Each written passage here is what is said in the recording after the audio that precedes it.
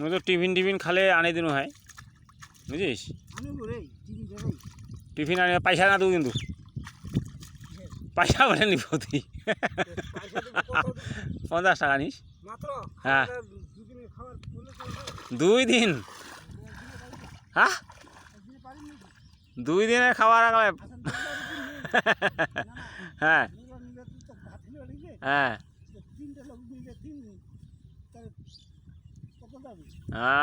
হ্যাঁ